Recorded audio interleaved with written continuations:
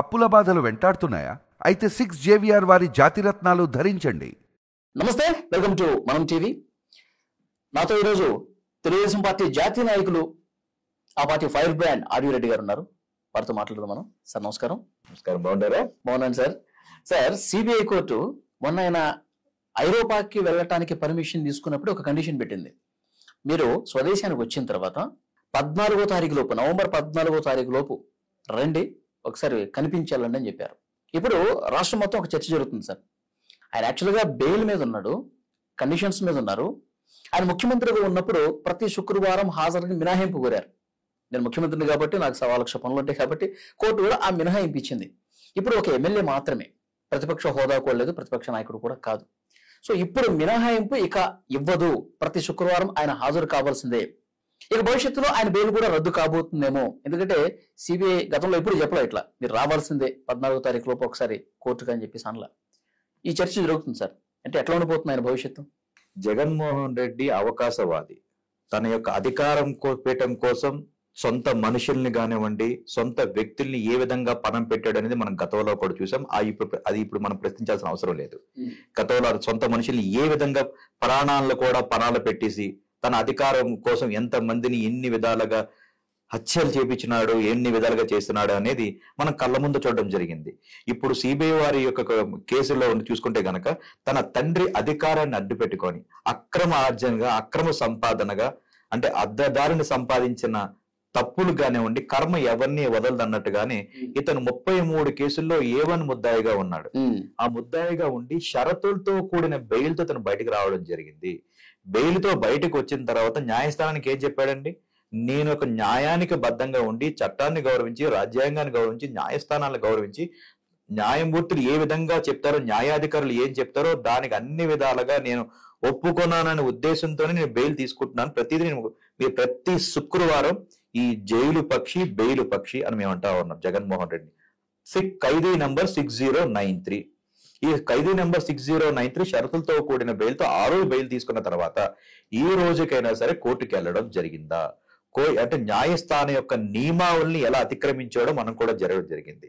ఇప్పుడు తన అది అంటే పార్టీ పెట్టినప్పుడు కానివ్వండి, తర్వాత ప్రతిపక్ష పార్టీ నాయకుడిగా ఉన్నప్పుడు కానివ్వండి, అప్పట్లో ప్రతిపక్ష నేత కాబట్టి ప్రతిపక్ష నాయకుడిగా కానీ, తర్వాత రాష్ట్ర ముఖ్యమంత్రిగా ఉన్నప్పుడు, ప్రతిపక్ష నేతగా ఉన్నప్పుడు కూడా ఏం చెప్పాడంటే అప్పట్లో కొన్ని సందర్భాలు కూడా చెప్పడం జరిగింది. న్యాయమూర్తి గారు కూడా అడిగారు, నువ్వు ప్రతిపక్ష నేతవే కదా, నువ్వు ఎందుకు కోర్టుకు రావట్లేదంటే కూడా అప్పుడు తన యొక్క ఇంటి సంబంధికులు, వ్యక్తి కుటుంబ సభ్యులను కూడా దోపిచ్చిగా చూపించి నాకు ఈ యొక్క సమస్యలు ఉన్నాయి, నాకు మినహాయింపు ఇవ్వండి అని చెప్తే న్యాయాధికారి కూడా దాన్ని సౌదర్యంతో ఆలోచించి కొన్ని మినహాయింపులు ఇవ్వడం జరిగింది.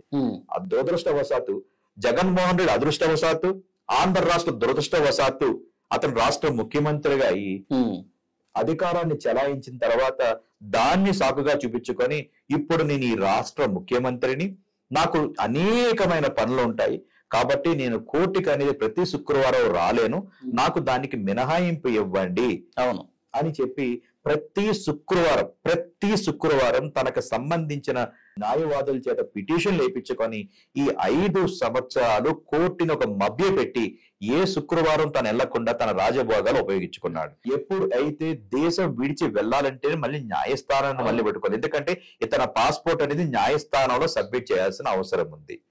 సో ఆ విధంగా న్యాయస్థానాన్ని మభ్య పెట్టుకుని 5 సంవత్సరాలు పెట్టుకొని జరిగింది. నిన్న కాక మొన్న కూడా తన యొక్క ఐరోపా పర్యటనకు నిమిత్తం దాన్ని కూడా ఏ విధంగా చూపించుకున్నాడండి?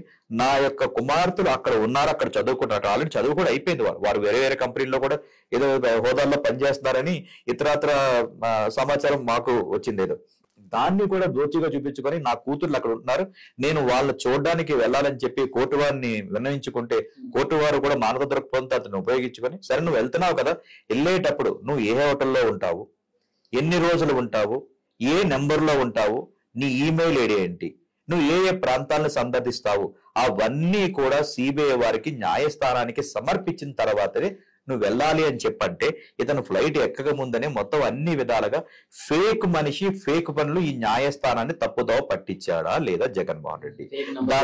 దాన్ని తెలుగుదేశం పార్టీగా మేము విమర్శించట్లేదు. సాక్షాత్తు స్వయాన సిబిఐ అనేది ఒక ప్రతిపత్తి సంస్థ, స్వయం ప్రతిపత్తి సంస్థ అయినటువంటి సిబిఐ వారే న్యాయస్థానానికి అఫిడవిట్ వేశారు కదండి.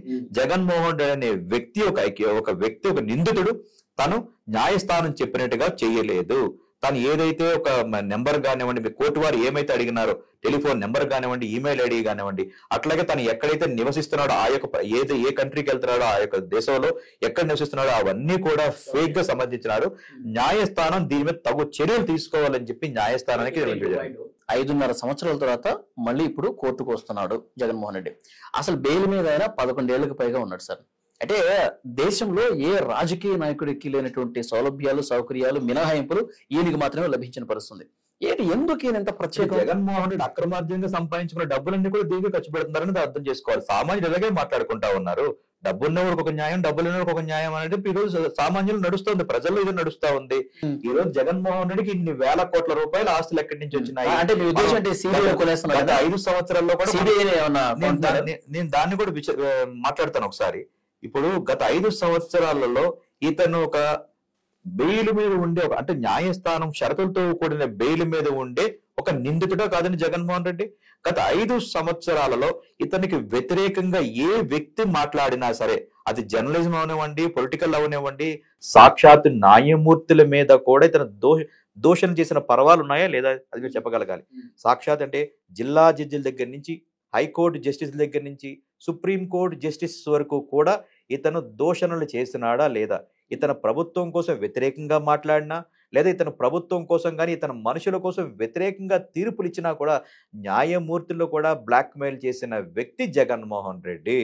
సో కాబట్టి ఇవన్నీ కూడా ఇప్పుడు ఏదైనా స్వల్పకాలికమైన అతను ఏదైనా ఒక పొందొచ్చేమో కానీ, ఉపశమనాలు పొందొచ్చేమో కానీ దీర్ఘకాలికంగా అయితే మాత్రం జరగదు. ఎందుకంటే న్యాయం అనేది ఖచ్చితంగా, ఇప్పుడు న్యాయం అనేది ఎవరికైనా ఒకటే. జగన్మోహన్ రెడ్డికి 2 కొమ్ములు అయితే ఎగస్ట్రా అయితే ఏమీ లేవు. న్యాయపరంగా ఏ వ్యక్తి అయినా సరే, ఎవరైనా న్యాయస్థానం ముందు ఎవరైనా సమానులే. ఇప్పుడు చట్టం ఖచ్చితంగా రండి అన్నదంటే ఎక్కడో కొడుతుంది నాకు ఆయనకి కొంచెం అంటావు. అప్పుడు మీరు చేసిన తప్పులు, మీరు పిల్లి పాలు తాగుతుంది, కళ్ళు మూసుకొని పాలు తాగుతుందంటే ప్రపంచం చూడలేదని ఏమీ అనుకోవద్దు కదండి.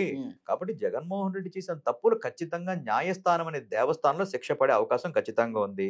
ఆ బెయిల్ రద్దు అవుతుందా లేదా పర్మనెంట్ గా శిక్ష పడి ఈ 6093కి నెంబర్ పర్మనెంట్ అయిపోతుందా అనేది న్యాయస్థానం. జైలుకి వెళ్తే నాకే లాభం అని చెప్పేసి ఆయన కూర్చున్నాడు. ఎవరికి అంటే చెప్తాను, జగన్మోహన్ రెడ్డి ఒక ఊహాజనితమైన ఆలోచనలోనే ఉంటాడు. ఊహాజనిత ఆలోచనలోనే 5 సంవత్సరాలు పరిపాలన చేసినాడు.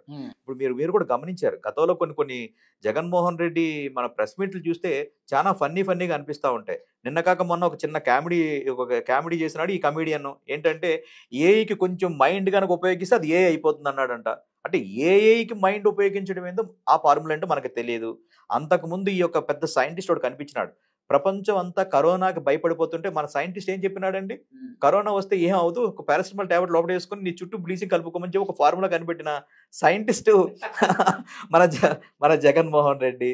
ఆల్రైట్, అట్లాగే ప్రతి దాన్ని కూడా ఊహాజనితంగా నాకు అంటే నన్ను ఎవరు ఏమీ చేయలేరు అని చెప్పి బెయిల్ రద్దు జైలుకి వెళ్తే 3 నెలల్లో బయటకు వచ్చేస్తానబ్బా, ఆ తర్వాత పాదయాత్ర చేస్తా అధికారం. అదే తాడేపల్లి ప్యాలెస్ లో ఉండి పబ్జీలు ఆడుకొని ఈ పబ్జీతో ఇలాగే ఆలోచన చేస్తా ఉంటారు. అంటే ఇట్లాంటి వ్యక్తులు ఈ యొక్క ప్రజాస్వామ్యంలో ఉన్నందుకు మనం అందరూ సిగ్గుపడాల్సిన అవసరం ఖచ్చితంగా. జగన్మోహన్ రెడ్డిని ఎవరన్నా కాపాడుతున్నారా? అందుకని ఆయన స్వేచ్ఛగా బయట తిరుగుతున్నాడా?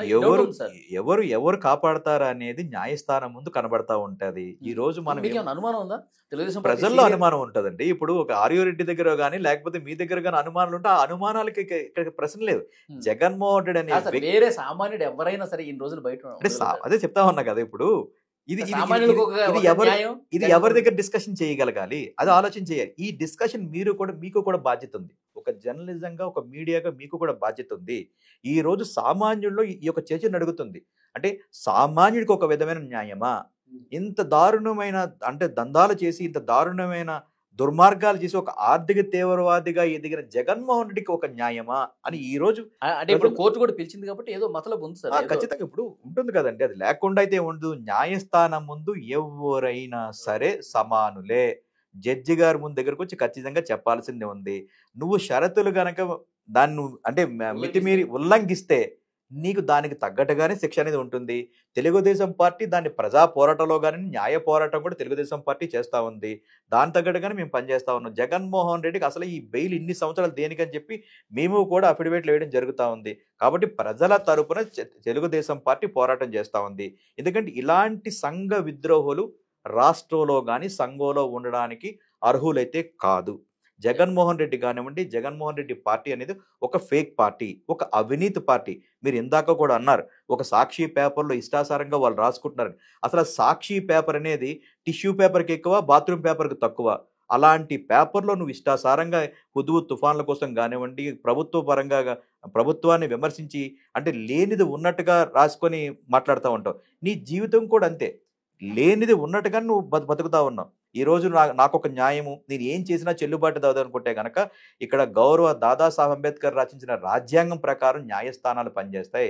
ఇక్కడ ఎవరైనా సరే న్యాయస్థానం ముందు తల దించుకోవలసిందే. కాబట్టి నువ్వు చేసిన పాపాలు నీ యొక్క కర్మకి దగ్గరైతే పడ్డాయి, నువ్వు శిక్ష అనుభవించే రోజు దగ్గరలో ఉందని ప్రజలకు తెలియజేస్తాను, జగన్మోహన్ రెడ్డి కూడా తెలియజేస్తాను. Thank you very much sir. Thank you so much అండి. Thank you.